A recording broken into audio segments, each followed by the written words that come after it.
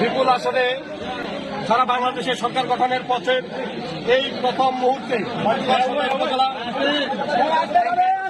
সভাপতি জাগলাট ইউনিয়নের সাবেক আপনার চেয়ারম্যান জননেতা জনাব আবু দাউদ প্রধান, তিনি প্রথমেই যে কাজটি করেছেন বাংলাদেশ আওয়ামী লীগের প্রতি তথা আওয়ামী লীগের তৃণমূল পর্যায়ের নেতা কর্মীদের প্রাণের যে সংগঠন আমাদের জাগলাট ইউনিয়ন আওয়ামী লীগকে তিনি আজকে তালামুক্ত অবমুক্ত করেছেন।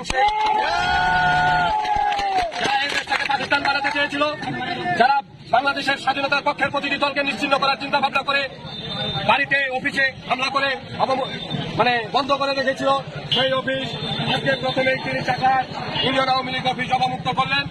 জাগলাট ইউনিয়ন আওয়ামী লীগ সহ সকল অঙ্গ সহযোগী সংগঠনের পক্ষ থেকে তিনার কাছে আমরা কৃতজ্ঞতা প্রকাশ করছি। সেই সাথে আগামী দিনে যে কোনো মিছিল, মিটিং, আন্দোলন, সংগ্রাম, স্বাধীনতার সপক্ষে সকল উন্নয়নের ক্ষেত্রে আমরা না আওয়ামী লীগ, না বিএনপি, না জাতীয় পার্টি সকলে ঐক্যবদ্ধ হয়ে স্বাধীনতা বিরোধীদের পক্ষে থাকবো এবং ঐক্যবদ্ধের ভিত্তিতে উন্নয়নমূলক ইউনিয়নের উন্নয়নের আহ্বান জানিয়ে আমি আমার কথা শেষ করছি। ধন্যবাদ সবাইকে।